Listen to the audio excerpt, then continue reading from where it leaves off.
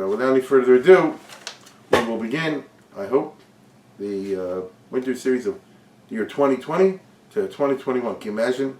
We've gotten there already. And as you see, the title of this is The Mid-1980s, a roller coaster, the state of Israel and the Jewish people in the mid-80s. I have in mind the years 84 to 88 this year, those years. Tonight is the first lecture, which is being sponsored by the Schuchman family, Eitan and Ariella Schuchman, in honor of Jake Gorbachev.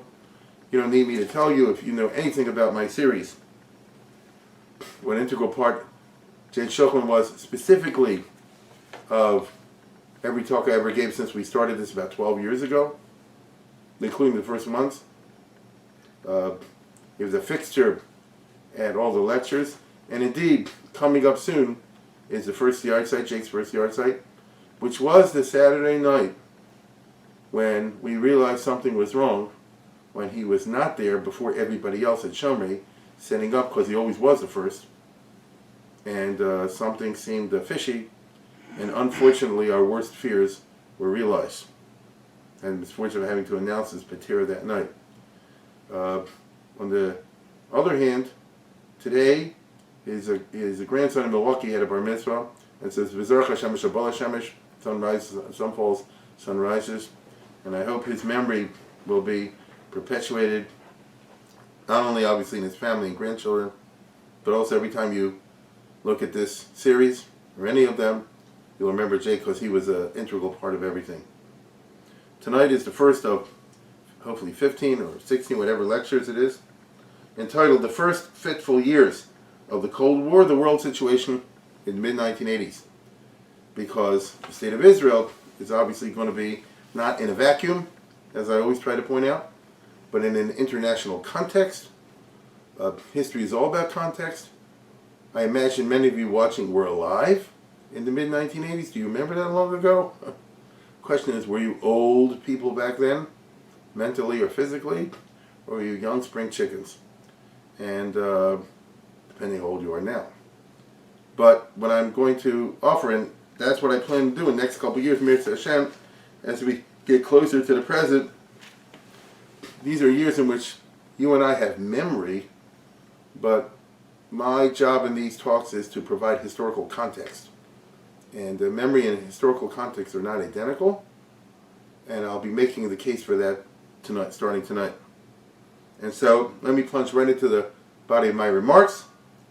I said we're going to be starting with 1984, fateful year. Does anyone remember 1984?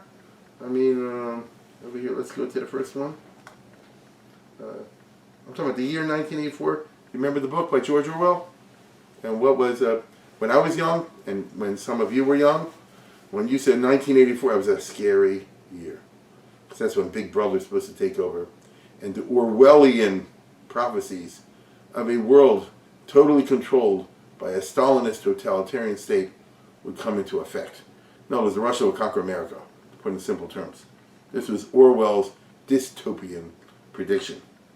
It was assumed by Orwell that by 84 it's all over. Soviet communism would have triumphed. And actually, though, now that we look back, it kind of was the other way around, with the hindsight that you and I have today. Let's go to the next one. Right? Andrei Amalrik, the Soviet dissident, not Jewish, Soviet dissident, actually wrote a book a few years before 84 saying, will the Soviet Union itself survive till 84? Now, who was right? The Russian dissident or the brilliant English novelist? Actually, the Russian was, right? Because the Soviet Union, from our perspective today, looking year 2020, actually went into collapse and the free fall more or less around 1984. But we didn't know it at the time. You understand? You and I do not remember it that way. Instead, if we take ourselves back, for those of us who lived in the mid-80s, it was the Ronald Reagan era of the Cold War. The Ronald Reagan phase, let's go to the next one, of the Cold War. Remember that? Now, the Cold War, which is over, it's come back in a different way, but I'm talking about the classic Cold War that you and I lived through was a 45-year business. We thought it would be interminable, but it was a 45-year business from 1945 to 1990. And it went through, I would say, 6 or 7 phases. The first phase, and let's go to the next one, was, of course, the Cold War era of Truman and Stalin. There they are at Potsdam. This was, in many ways, the best years for the Russians. The Reds conquered, in those years, in the first phase of the Cold War, that'd be from 1945 to 53, till Stalin kicked the bucket. The Russians and the Soviets, in general, and the communists, they took over Eastern Europe. That's a lot of land. The whole Eastern Europe, the whole Balkans. China, that's most of the human race. And North Korea. Those, the Americans were unsuccessful in, quote-unquote, containing communism, preventing the spread of communism, as the expression went at that time. That was the first phase of the Cold War. There was no physical, actual war between U.S. and USSR. It came close, but never happened. But the Russians made a lot of progress. And then it was followed by the second phase of the Cold War. Let's go to the next one. And there'd be Eisenhower and Khrushchev in the 50s, right? And again, these were peak years. Each one was building missiles. And the Reds got North Vietnam and Cuba and a dominant position in the Arab Middle East. That was the second phase of the Cold War. There was a time, under Truman, when it was dreamed that somehow or other we're going to keep the communists out of the Middle East. Called containment. John Foster Dulles. Boy, that didn't work. It's the opposite. By the time you get to the end of the second phase of the Cold War, the Arabs are the popular ones in most of the Arab countries. And then we went to the third phase of the Cold War. Let's go to the next one. And that, of course, would be JFK and Nikita Khrushchev. Remember that meeting? And things were very hot. In retrospect, the Kennedy era was the height of the Cold War, when things almost got out of hand. Remember the whole world almost blew up over to Cuba? Do you remember this? Take a look at the next item. Challenging the policy of this nation to regard any nuclear missile launched from Cuba against any nation in the Western Hemisphere as an attack by the Soviet Union on the United States, requiring a full retaliatory response upon the Soviet Union. I call upon Chairman Khrushchev to halt and eliminate this clandestine, reckless, and provocative threat to world peace and to stable relations between our two nations. I call upon him further to abandon this course of world domination and to join in an historic effort to end the perilous armed race and to transform the history of man. Our goal is not the victory of might, but the vindication of right.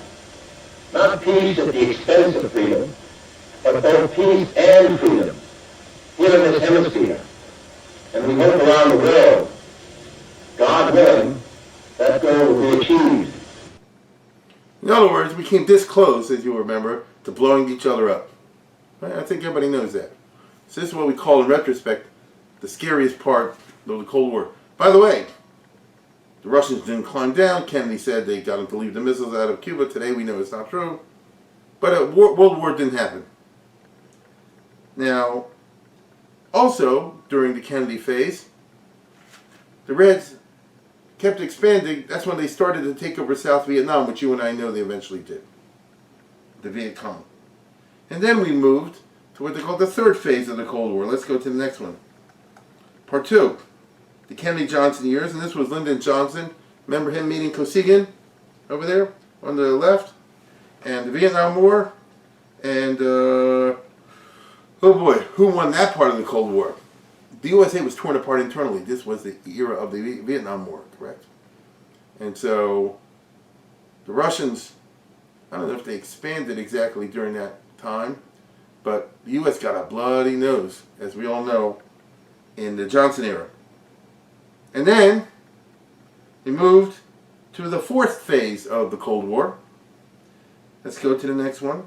And that's when Nixon took over, Nixon and Kissinger. There's Nixon, the era of Mao Zedong. There's Nixon visiting China and Brezhnev, when Nixon had all those summits, where he went to Russia, the Russians came here, back and forth. The détente era. What happened in that phase of the Cold War? Well, the communists took over, they won the Vietnam War. On the other hand, Nixon reversed Chile. The communists took over Chile, that's Allende. And Nixon and the CIA made a coup and put a right-wing dictatorship.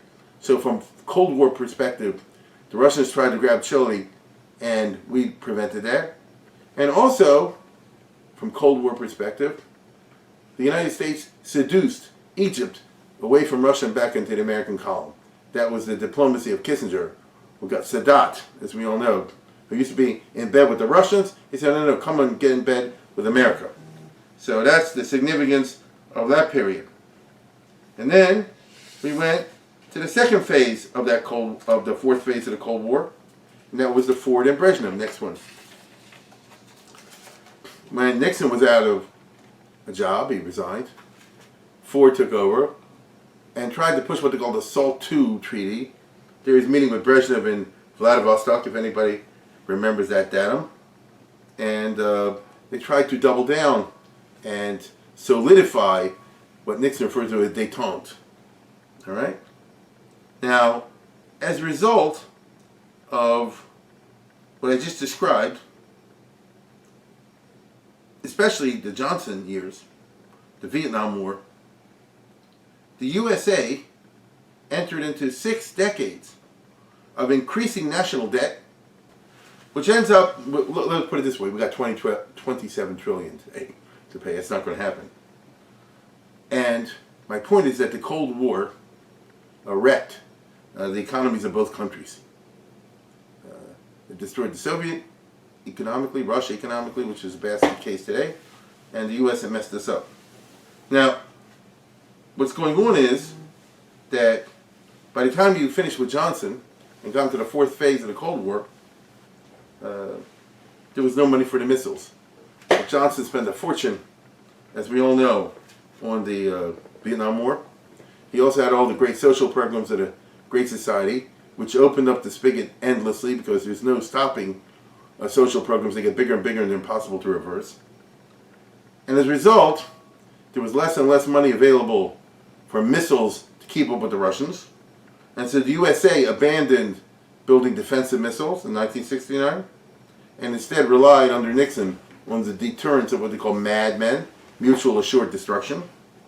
And so we reduced our spending on missiles, but the Soviets did not reduce their spending on missiles. Understand that well. We slowed down, they did not slow down. The screw-ups of the Vietnam War ensured that it was not possible for America to have a draft army, and only a draft army could provide a sufficiently large army to match the Soviets, so we couldn't do that. You know what I mean. The Vietnam War killed the draft, and we haven't had one since. And I don't think today, in the polyglot America today, I can't see them ever having a draft. But the Russians did. And so a Soviet army and all that of millions and millions. And the U.S. have an army, I don't know, 500,000, 750,000, something like that. You know, a regular standing army, which is the way it's been ever since. And so my point is like this. By the time of Nixon in the 1970s, the Soviets had leaped ahead of us in conventional and nuclear power. In order to paper over this disparity, Nixon and then Ford and then Carter moved from what was called calling America the strongest country in the world to second to none. Get it? That's how you play with words. Second to none. Moreover, a gap developed between the mainstream liberal elites in the national security bureaucracy, the Congress and the media on the one hand, academia on the one hand, and the silent majority of the regular American people out on the other. The Hamon Am increasingly felt that the elites are losing the Cold War and that the future of the USA is bleak. I doubt if anybody today goes back and remembers that, but I do. And you end up with, let's go to the next one. There's Carter. He was the next phase of the Cold War. As you know, kissing Brezhnev when they did the SALT II treaty in Vienna in 1979. Kissinger was the dominant intellectual figure in that period of the Cold War. And Kissinger was a philosophical pessimist. He said so. He felt the Russians are winning. We have to slow the process, delay as much as possible the inevitable. Hopefully things will work out. And there's no chance whatsoever that we'll ever beat the Russians. I know this looks funny from the perspective of today, but I'm talking about things were then. And here's a famous passage where he was asked about Solzhenitsyn and so forth. And he said, listen, you got to understand, we don't want to mess up our relation with the Russians. Take a look at this.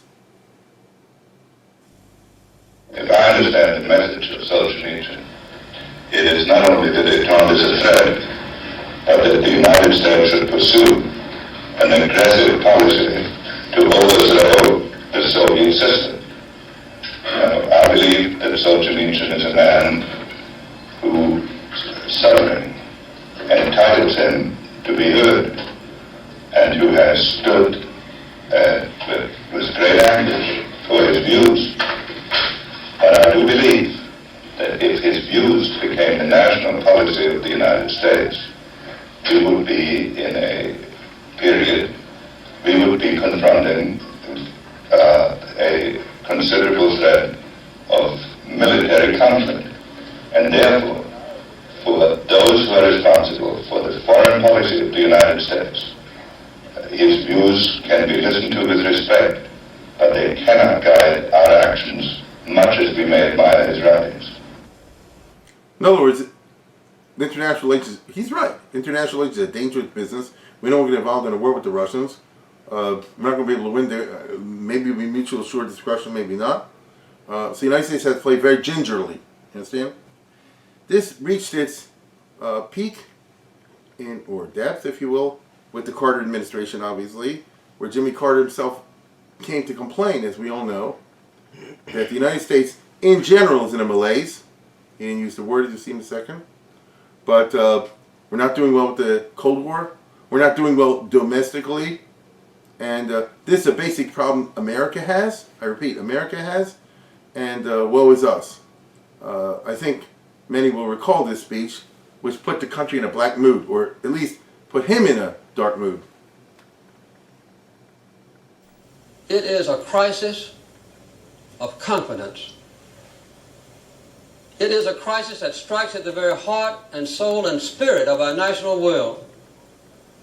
We can see this crisis in the growing doubt about the meaning of our own lives and in the loss of a unity of purpose for our nation.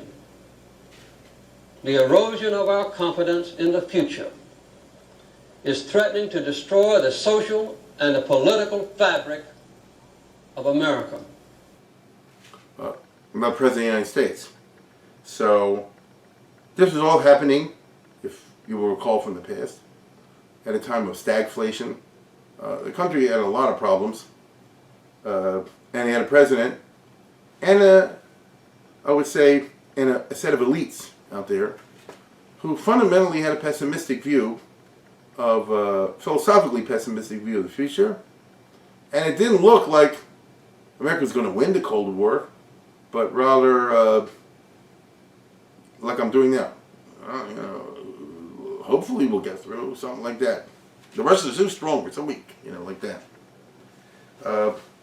This general mood, the gap between the Hamonam on the one hand and the various elites on the other, this anger at the perception that American policy was drifting in a direction that leads to the other side winning the Cold War, this led to Ronald Reagan. That's my point.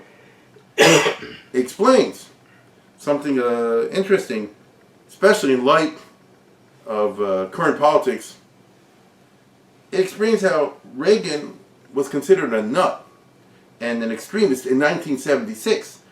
I remember this very well, and perhaps you do, when he challenged Gerald Ford, a sitting president, to be the Republican presidential nominee in 1976 election.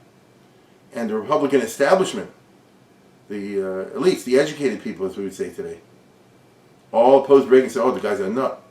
And they managed to prevent him from winning the nomination. Ford did it. And he was, as I said before, considered somewhat of a marginal, marginal figure. 4 years later, after Carter had been president for 4 years, and after the trends that I just described had been playing out for such a long time, although the media still considered him a nut. Remember Reagan said, the trees caused the pollution. The trees caused the pollution. But he said a lot of other things, which led people to overlook that. 4 years later, this weirdo figure did this. Look at that. Look at the election of 1980. For a marginal figure to become a situation where he carried every state, except for Georgia and Minnesota. Well, Georgia is Carter, and Minnesota was the Vice President Mondale. And of course Maryland, enough said, and West Virginia, and we're also in maybe another state, Hawaii. So, and Rhode Island. You see what I'm saying. All of a sudden, what had been a marginal figure, at least had been defined by educated columnists, academics, elite people, was no longer a marginal figure, was the President of the United States. Now, this lecture tonight has been given shortly before the presidential election of 2020. And if I were teaching a civics class, which I'm not, or a high school or college class in politics, I would hand out the following assignment. Let's go to the next one. Your assignment is to thoughtfully compare and contrast Ronald Reagan and Donald Trump. And it's a very interesting essay I just asked you to write. There's a what to compare and there's what to contrast, of course. But the compare part would be just very interesting. The compare part would be very interesting. Because obviously there's this playing on this idea that the educated people don't know what they're talking about. You get this. Now it's funny, 40 years later, 35 years later, things have developed in this direction. You would have thought not. But here we are, facing a election that none of us know how it's going to turn out. Again, with a very strange and unusual person running for president. I'm not saying which one it is. I'll leave it up to you to figure out who that is, whether you're a Democrat or a Republican. Now, Ronald Reagan's basic message in 1945, message was as follows. And I remember this, and so do you. Foreign policy since 1945, he said, has been wrong. All the presidents have been wrong. We have been losing the Cold War because we play defense. And you can never win without playing offense. By offense, he didn't mean go to war. He meant the following. Number one, we need a military buildup. After all, the Soviets have been building up every day. We're the ones that were backing off. They kept it up. A building up of the military in conventional, as well as, first of all, that's number one. So pour a lot of money into the army, the physical, the conventional army and navy and all that, and a build up in nuclear, both quantity and quality. This is the platform on which he ran. Will this lead to war, as the elites figured? No, said Reagan. Adrabah. Nothing will deter the Soviets as much as our strength. A correlation of forces not favorable to the USSR. The Soviets, he said, always operate on, this is what he said, on basis of what they view as the relative correlation of forces. If you got a strong America, they're going to take a chance. If you got a weak America, they might take a chance. What about the expense to the American taxpayer? Damn the expense. That was the Reagan approach. I remember he said, you spend what you got to spend. You understand? Which of course started us the road to bankruptcy. That was number one. The other point that Reagan made during his election and during his administration was, not only do we need a conventional buildup, but we also need to wage an ideological war, a propaganda war against the USSR, which is as vicious as the one that they've been waging against us always. Okay? No more one-way fights. Now, as a regime, in other words, call them out. Say you're a dictatorship, you're crushing your people, you're oppressing the subject peoples, you're messing over the Muslims, the Lithuanians, the Ukrainians, it's a terrorist society. Say all that stuff. As a regime based on ideology, the USSR, he said, is particularly vulnerable there. Because even a dictatorship needs some form of legitimacy. Let's go to the next one. Even a Hitler, even a Mao, even a Stalin developed all propaganda, lies, but no propaganda to say that what they're doing is for the good of the people. That their regime, which was of course totalitarian, is justified because it's helping the people in some way or another. If it's Hitler, he got everybody a job, he's expanding Germany, all that business. If it's Stalin and Mao, it's a communist of propaganda. Helping the people, building up the ideal worker state, the paradise, all the rest. I know it's lies. I'm saying though, the reason they had to resort to the lies, the reason they didn't simply say, follow what I say or I'll kill you, is that's not enough. You need a basis, an argument for legitimacy. And Reagan said, let's call it as a lie and put him on the defensive. Okay? Now, Reagan said, when he ran for office, telling the truth about the USSR, calling a spade, is the most deadly harm that we can inflict on the Soviet system. That's quite a statement I just made. Okay? And this is why he was very careful to be explicit in calling the Russians what they are. Remember this first press conference of his? Mr. President, what do you see as the long-range intentions of the Soviet Union? Do you think, for instance, the Kremlin is bent on world domination that might lead to a continuation of the Cold War? Or do you think that under other circumstances, détente is possible? Well, so far, détente's been a one-way street that the Soviet Union has used to pursue its own aims. I don't have to think of an answer as to what I think their intentions are. They have repeated it. I know of no leader of the Soviet Union since the revolution, including the present leadership, that has not more than once repeated in the various communist congresses they hold their determination that their goal must be the promotion of world revolution and a one world socialist or communist state, whichever word you want to use. Now, as long as they do that, and as long as they at the same time have openly and publicly declared that the only morality they recognize is what will further their cause, meaning they reserve unto themselves the right to commit any crime, to lie, to cheat, in order to attain that, and that is moral, not immoral. And we operate on a different set of standards. I think when you do business with them, even at a détente, you keep that in mind. All the presidents before Reagan pursued a policy of détente. Nixon called it that by its name. So Nixon was one to kind of put that word out there in the parlance. But Truman and Eisenhower and Kennedy and Johnson and Nixon and Ford and Carter all fundamentally pursued the same policy. How can we reduce tension with the Russians? How can we ease up international relations? How can we prevent, remember all those scenarios like fail-safe and all this where, war break out without anybody intending it? I understand the reasons behind it, and they're rational, intelligent reasons. But it also meant that the consensus among the American elites, from Truman till Reagan, was that offense is something wrong and dangerous. All forms of, let's put it this way, we never really tried to push back against the Russians. And when we did, it was so half-hearted and practiced. You end up like the Bay of Pigs and things like that. It was just a disaster. We weren't good at that. Now, to the elites in America, therefore in the 40s, the 50s, the 60s, and the 70s, all forms of offense against Russia were conflated.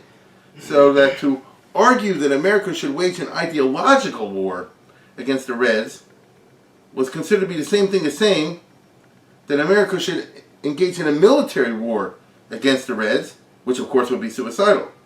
So all presidents carefully refrained from ideological war, except in boilerplate language, and by the time of LBJ and Nixon, not even that. So, you know, in Truman and Eisenhower and Kennedy, they used to say, oh, communist dictatorship, this, that, and the other. And then not even that. We know the Soviets are. Now, the problem is that there was zero effort to stick it to Russia for things they did, like invading Czechoslovakia. But the Russians always did that to us. Anything America did, they either through correct information or misinformation or disinformation, were constantly waging an ideological war in every way possible against the United States. Pravda never practiced détente. Okay? There used to be something called, this is a crime of anti-Sovietism. This policy is anti-Soviet. Really? The Russians were anti-American all the time. How come there's no crime of anti-Americanism? Everybody likes a game where I can hit you, you can't hit me. It's like the second grade, you understand? So the result is that the Reagan administration represented a big break with the way things have been done previously. This, everything I'm talking about, is obviously going to affect the state of Israel. Now, in practical terms, Ronald Reagan did go on an offense. He energized the CIA as a Cold War anti-Soviet agency charged with hurting the Russians as much as the KGB was hurting us. And all sorts of secret relationships were formed along these lines that most of us were not aware of at the time. Books have been written on this. So let's go to the next one, for example. This is the CIA director who is in charge of the dirty tricks. What was his name? Casey. Reagan had a special back-channel relationship with the Pope to stick it to the Russians vis-a-vis Poland, because remember the Pope was Polish. With the Saudi Arabians, he conspired with the Saudi Arabians to keep the price, we know this today, to keep the price of oil down, because the major way of the Russians getting dollars was through their sole export, which was oil from Baku. They didn't have anything else to sell. After all, raise your hand if you want to buy a Russian car, you know, in America, Russian TV. So they had nothing to sell. They just had the oil. The Russians were hoping that the price of oil goes up, it helps them. And secretly, Reagan conspired with the Saudis, we know this now, to keep the price of oil down. I think everybody knows the Mujahideen, which blew up later in our face. Reagan conspired with them, more than we knew, to give them all kind of weapons and stuff, to fight the Russians who had invaded Afghanistan. Okay? And finally, Reagan teamed up with the Chinese to stick it to the Russians on the China border, which was Russia's major problem, of course. And therefore, although it was pretty much off-site, the public didn't actually see all this, except for a few intrepid reporters. Reagan administration was pretty doggone Cold War. And they focused like a laser on beating the Russians, perhaps too much so. As we know before, focusing like a laser on the Russians meant they built up Osama bin Laden. That came to hurt us later. Focusing like a laser on the Russian means you build up China. China is now the big problem today. But I'm talking about what happened 35 years ago, and this is the world at that time. Okay? Now, incidentally, one of the collateral beneficiaries of Reagan's planned and intensive propaganda and ideological war against the Soviets was the Soviet Jewry. The Soviet Jewry did well under Reagan because it fit in with the administration policy. And it hurt, and it did work. Every time the Russians cracked down on the Jews, they looked bad around the world because they looked like Pharaoh, saying, I will not let your people go. And that's why Ronald Reagan had occasions like this where he had Sharansky's in the Oval Office. Let's take a look at the next one.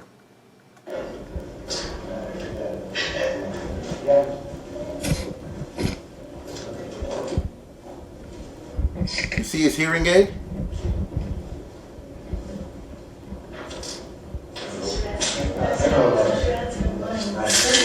Avital Sharansky, Eitan Sharansky. Yeah, you met before. I met before, but the fact that we are together, so let's start with that. Listen, let's go in front of the fireplace because all the press is going to do about the three things or two ways of press.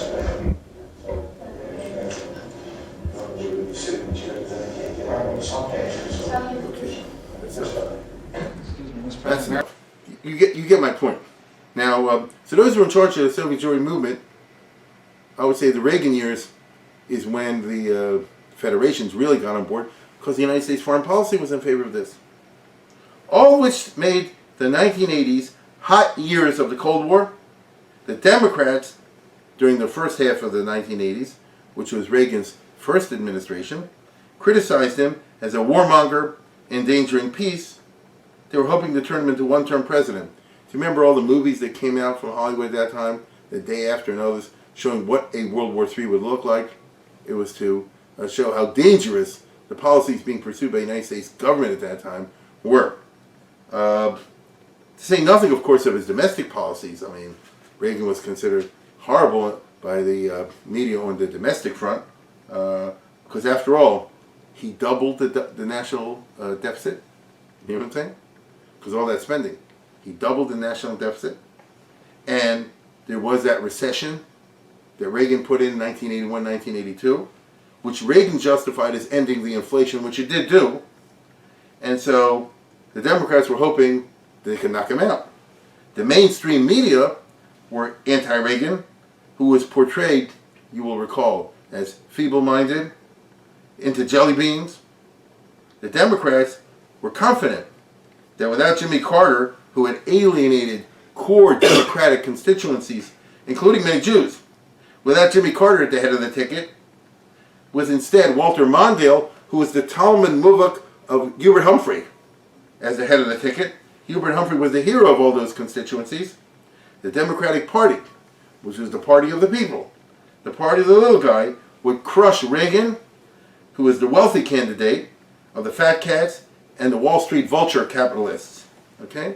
Does anybody remember the 84 election? Now we're in the 2020 election. Was Reagan versus Mondale? Okay? Now, all we can say is, obviously, the Democratic strategy did not work. Let's take a look at the next one. That's one of the great landslides of all time. In other words, Reagan carried every state except Minnesota. Okay? So the attempt to portray him as a marginal nut didn't work, at least among the majority of the electorate. I point out to you, Maryland voted Democratic. It's probably, I don't know how that I'm sorry, they voted Republican. I don't know how that happened. Now, how did Reagan do it? How did he beat a mainstream Democrat? I can only give you my opinion, and that is the public fundamentally agreed with Reagan's anti-Sovietism. It was a wedge issue for Democrats. You heard at that time of Reagan Democrats, which were mostly Catholic working class, but also one heard of what we call the neocons, who included many Jewish intellectuals. Okay? The neocons were liberals who had been mugged by the Cold War, perhaps, and other issues, perhaps by the civil rights struggle, which they perceived as black anti-Semitism. There are many pieces to this I've spoken about before, but they certainly emerged as a distinct group and a kind of a certain type of elite.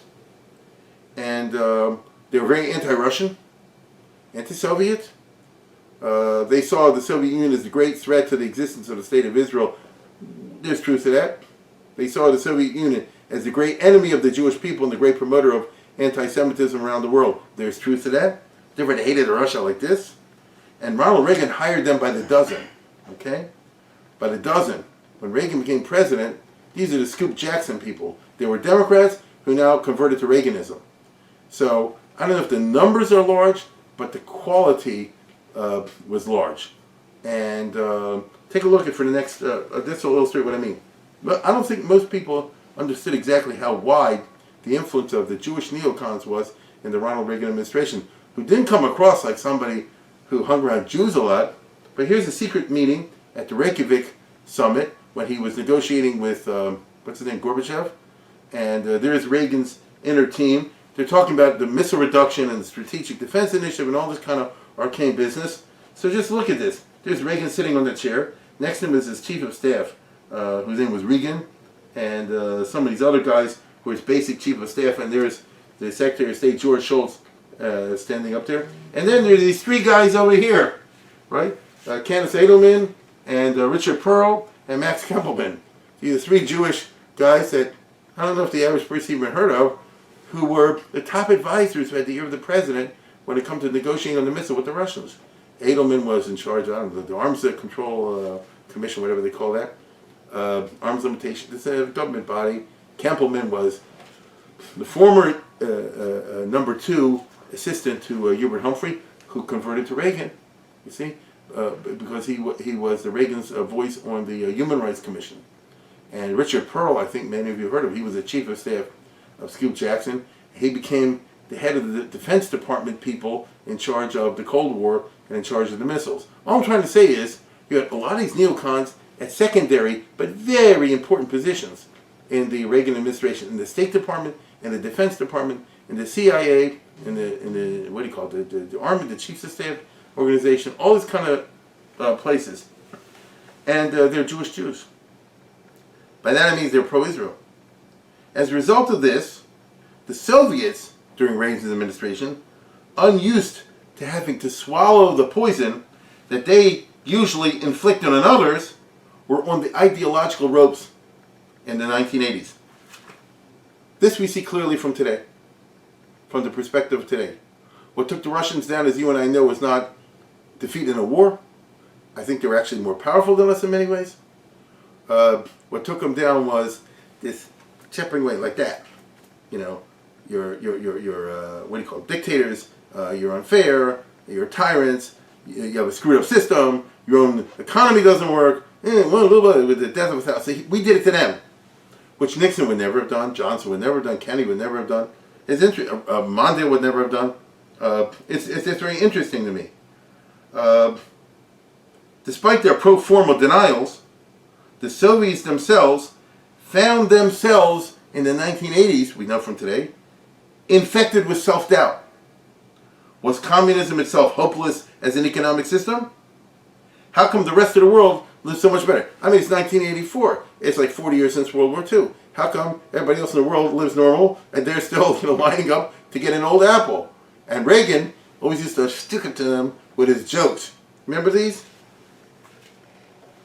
I've been collecting stories that are told in the Soviet Union by their people among themselves, which reveal they've got a great sense of humor, but they've also got a pretty cynical attitude toward their system. And I told this one, Bill, you'll have to hear it again. I told it in the car. I didn't tell this one to Gorbachev. You know, there's a 10-year delay in the Soviet Union of delivery of an automobile. And only 1 out of 7 families in the Soviet Union own automobiles. There's a 10-year wait. And you go through quite a process when you're ready to buy, and then you put up the money in advance.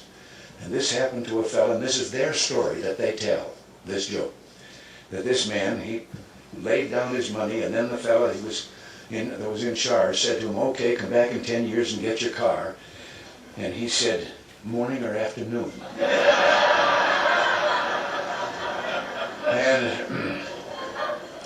And the fellow behind the counter said, well, 10 years from now, what difference does it make? And he said, well, the plumber's coming in the morning. One of the recent ones that I heard was about the man walking along the street at night, Moscow. Soviet soldier called to him to halt. He started to run. The soldier shot him. Another man said, why did you do that? Well, he said, curfew. Well, he said, it isn't curfew yet. He said, I know. He's a friend of mine. I know where he lives. He couldn't have made it. I heard one about a fellow who went to the KGB to report that he lost his parrot. The KGB asked him why he was bothering men. Why didn't he just report it to the local police? Well, he answered, I just want you to know that I don't agree with a thing my parrot has to say. I have to interrupt right here and tell you that in one of my visits, I won't name him, I don't want to embarrass him, but one of the heads of state that I met with on this visit, he gave me one while I was on the way. He told me the story about the two fellows in the Soviet Union were walking down the street, and one of them says, have we really achieved full communism? Is this it? Is this now full communism? And the other one said, oh, hell no, things are going to get a lot worse. To Americans, it's just a joke. But the point about it is, every word was true. And when the Russians hear this, and they say it, and Reagan says it, and everybody around the world says it, makes fun of them, what are they going to stand already? 1984, 1986, and say, as their official position was, we're the best country in the world, we're providing a workers' paradise. The communist system is best calculated to improve the economic standard of living of the masses. I mean, how long can you say such a blatant lie? You get it? Until the Russians have to say to themselves, Staka, why are we in this situation? In other countries, the Russians had to say, why don't they live under a reign of terror the way we do? They don't hear lies and lies all the time. Here, let's go, as Solzhenitsyn said. We can't live like this. We need some truth. Okay? There was no truth. Because the old Stalinist system, Leninist system, is everything's great here, all the time, best place in the world, nothing as good as this, and if you say anything else, you get in trouble, right? So, we in the outside, you and I, living in this country, had only a vague idea at that time of the mental unraveling that was taking place among the Russian non-Jews, even the big shots. I mean, if you read a few of the incisive reporters, I remember Hendrik Smith, Harrison Salisbury, but generally speaking, they didn't get it. The Russians were strong. From our perspective at that time, Reagan was fighting a battle that did not look like he could win. The Reds were winning in Africa, taking one country over into Central Africa. I mean, Mozambique, Angola, this one, that one, the other. They were winning in Nicaragua, and we feared they were winning in Afghanistan.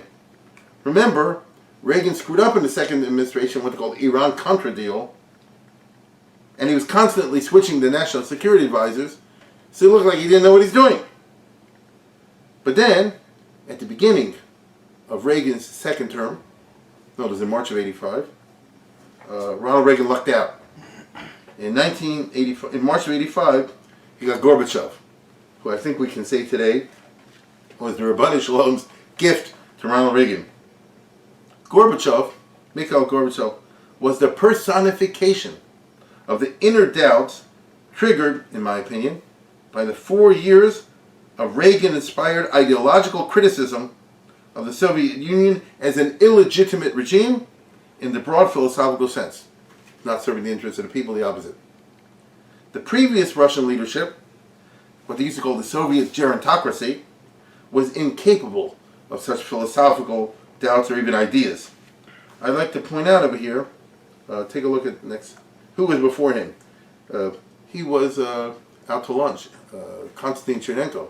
I mean, he was dying at the minute he became the head, if you remember this. So you can look at this, I mean, they prop him up, okay? And, I mean, really, he couldn't speak. This is a country, this is an empire, okay? Now, understand this well. Gorbachev was a college grad. Let's look at all the leaders of Russia. Do you know none of them went to college? Lenin didn't have a college education. Stalin, Khrushchev, Brezhnev, Andropov, Chernenko. One or two of them went to what we call technical college, electrical engineering school and things like that. They didn't have what we would call today a broad liberal arts education of any sort. Okay, Gorbachev was the first guy who was what we would call today a graduate of Harvard Law, because he was a law graduate of the University of Moscow. The University of Moscow was the top university in the Soviet Union, and in Russia before that, and it's today. So Mikhail Gorbachev was the first guy who became the leader of Soviet Russia who actually had an education, even though it was, very Soviet and brainwashed and all that kind of thing. But he had an education. He went through college courses where he had the right express himself, think, express some sort of critical perspective, and so forth. And his wife was like that also. Now, so he stood out like a sore thumb among the apparatchiks as he rose in the communist hierarchy, but he was very smart. He was always careful to underplay his education. He would never talk too fancy around Brezhnev because he wouldn't get promoted, you understand? So you had to act like you were a dummy. Now, an uneducated person is what I mean. The old people who elected Gorbachev El Supremo figured, in 1985, that a bright and educated guy like him would figure out a way to arrest the economic decline that was hitting the Soviet Union big time. But in order to arrest the economic decline, the USSR, they could have done it, believe it or not, would have to cut back massively on the defense spending. And that's something that wouldn't happen. Because, just as Eisenhower said, that when you spend a lot of money on weapons, you develop what's called the military-industrial complex, So the same thing happened in Russia. And that means that all the people are getting the contracts for all this, so they're not going to ever let you stop spending that kind of money.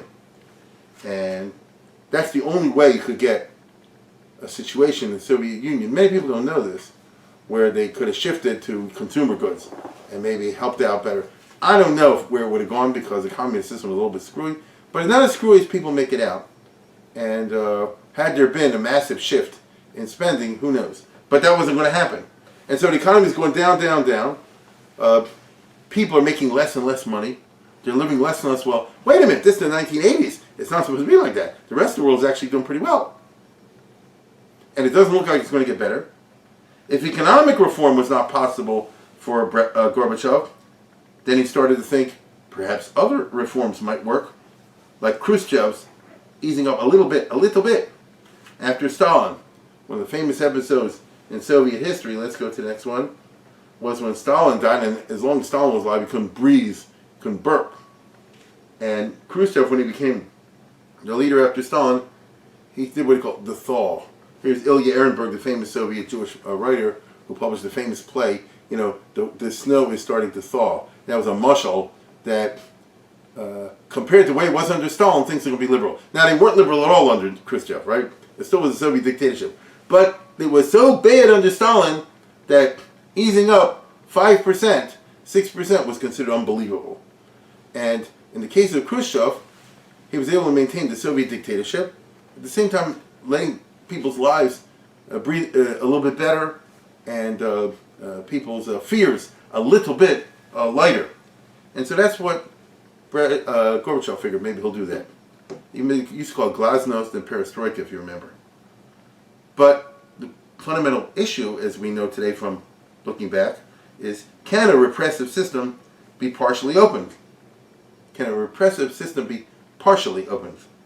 Or does one opening lead to the demand for another? This is the problem in Russian history, the next one, with the Tsar Alexander II, who freed the slaves and allowed a little bit more freedom of speech, and fixed up the court system and did a number of reforms, education.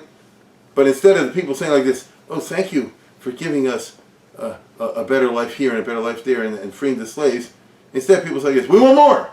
And the truth of the matter is, the Russian revolutionary movement actually started under the Tsar, who should have been the opposite. He was the one who was easing up. No, that's the way it goes. If you're Stalin, if you're the old Tsars, if you don't let anybody move, then there can't be any revolution, because everybody's scared to death. The minute you say, you don't have to be scared every second, oh, then I can start thinking to myself, then I want more, I want more, I want more. And that's what happened in the Soviet Union. We know that today, okay? Now, Gorbachev was not a tzaddik, I want you to understand over here. He wanted to save the system, the whole doggone stinking Russian system. If it was up to him, the USSR would continue to try to destroy the USA. It would have continued to try to repress the refuseniks, the Soviet Jews. It would have continued to hold down the Eastern Bloc and the subjugated ethnicities. So what I'm trying to say is, in my opinion, which is this is all it's about, if another president had been in office, I think, he would have helped Russia economically in the name of peace and détente. And Nixon, for example, he would have said, let's encourage this guy Gorbachev, let's give him money to fix the Soviet economy, which will encourage them to open up liberalism a little by little. Right? Maybe it'll take 50 years. I think history would have gone in another direction, and it would have been a vindication of the cynical prophecy of Lenin. Let's go to the next one. Who said, of course, that the capitalists will sell us the rope with which we will hang them. I think Carter, Nixon, Ford, LBJ, I think they would have done it, in my opinion. Let's go to the next one.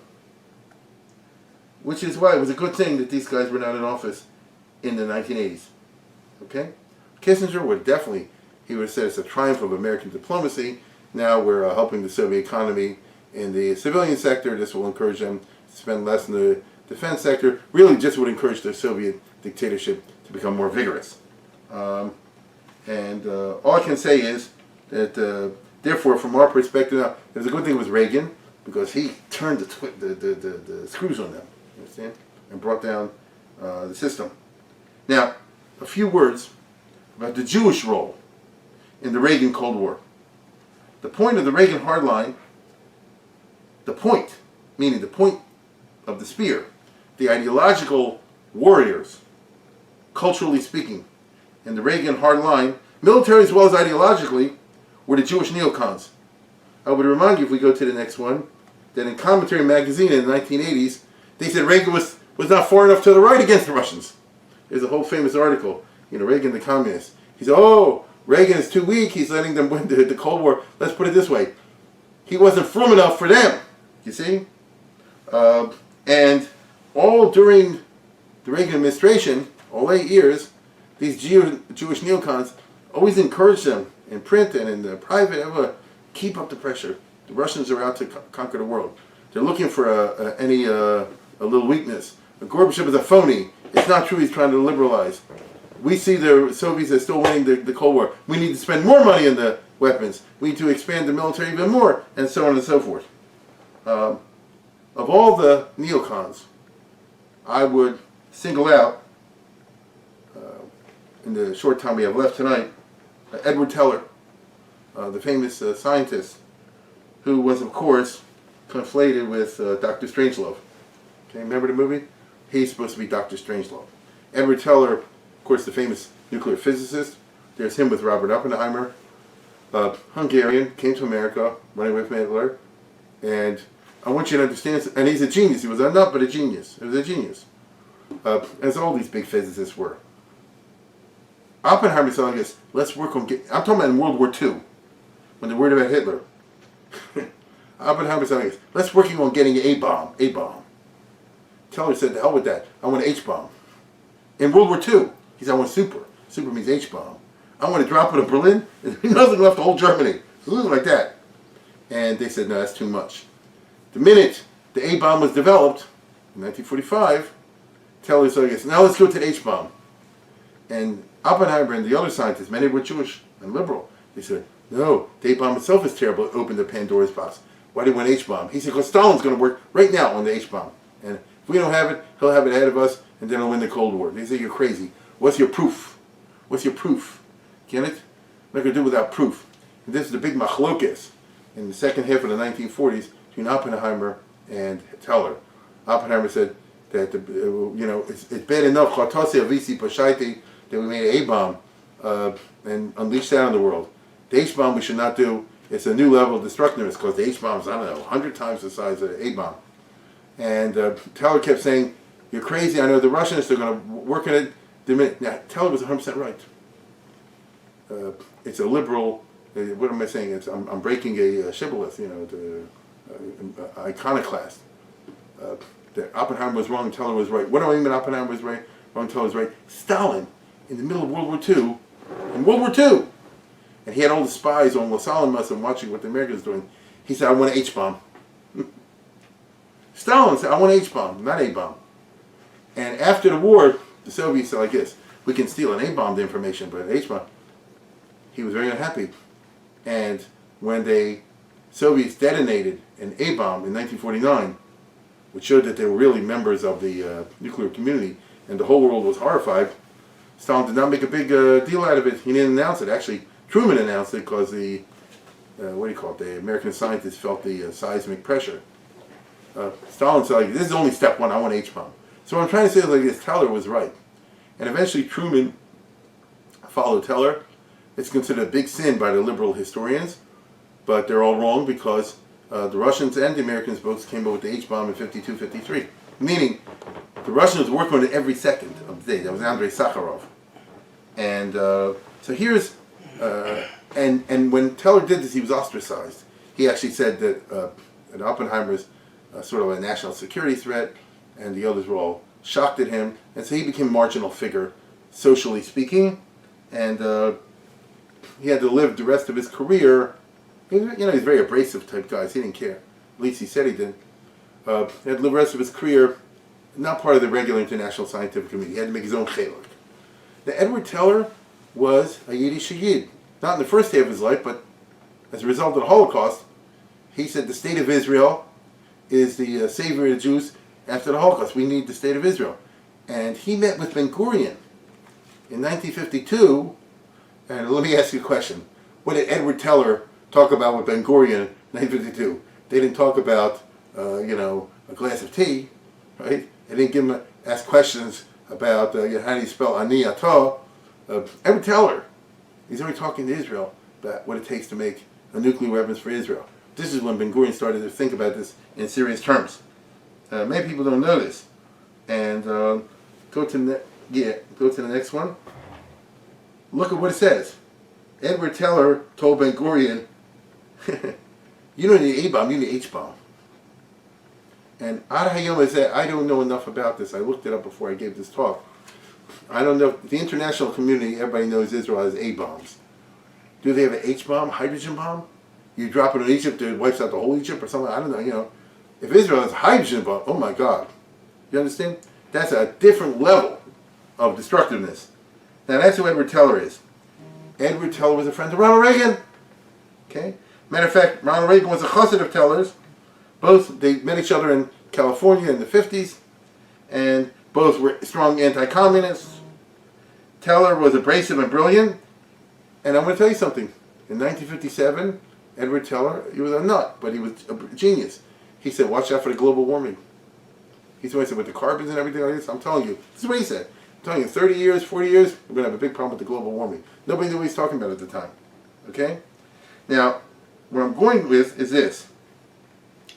Edward Teller already put into the mind of Ronald Reagan before he was president that we can beat the Russians in the missiles and win the Cold War through the missiles. Not through a war. Watch this. Let's go to the next one. Star Wars. George Shultz, Reagan's Secretary of State, suggested at a 1967 lecture. Reagan became president in 1980. This is 13 years before, when Ronald Reagan was the governor of California. That a 1967 lecture by physicist Edward Teller, father of hydrogen bomb, was an important precursor to SDI, the Strategic Defense Initiative, which was Ronald Reagan's Chiddush in the Cold War. Teller talked about the idea of defending against nuclear missiles using nuclear weapons, principally the W-65 and W-71. You need Bill Sachs to explain all this. With the latter being a contemporary enhanced thermal X-ray device to use actively in the Spartan missile of 75. And the bottom line is like this. Israel has the Iron Dome. You know what I'm talking about. Everybody knows what I'm talking about. Israel has the Iron Dome. And if Israel can perfect it, then the Hezbollah can shoot the missiles and we can block them. Edward Teller said we can do that to block the Russian missiles. Okay? If they launch against us, we can develop technology that'll totally stop them. I don't know how, but they can do it. Now that's a game changer. You get it? And when Ronald Reagan came out in favor of this, which was a far out idea, they said it's Star Wars, because the Star Wars where that movie was at that time. So which one of them was Darth Vader depends which columnist you asked. Okay? The media mocked Reagan. They say it's a fantasy. It's not the movies, Ron. You're in the movies. And by the way, as if journalists know anything, journalists don't know anything. They just call people and then tell what they say. The elites in the United States, the foreign policy elites, said don't go for this Iron Dome that will destabilize the Cold War. Because then, right now we're assured of each other's destruction. If we have a situation where we can attack them and they can't attack us, maybe lead the Russians to attack us first. Something like that. The Soviets went crazy and they said, oh, this will destabilize the Cold War. What a bunch of liars, as if the Soviets wouldn't have used it in a second if they could come up with it themselves. Right? They said it's immoral, it's destabilizing, all the rest of it. It's lies, lies, lies. And Reagan knew it. Okay? Reagan and his Jews plowed ahead. It was Teller, it was Edelman, it was Richard Pearl, all those guys. Okay? In other words, Congress started raising serious money, deploying it for the Star Wars. As we shall see, the Star Wars, as they called it, to make fun of it, played an important role in winning the Cold War in the end. My friends, tonight's remarks, setting the context for the mid-1980s, have been general and, of course, superficial. But I hope you see that we will have, Mirz Hashem, an interesting season ahead of us, even though I have to do it from my bunker over here. Again, I thank my son and everybody else who is helping to put this together. And I wish you a good night. And with that, I wish you a good vach.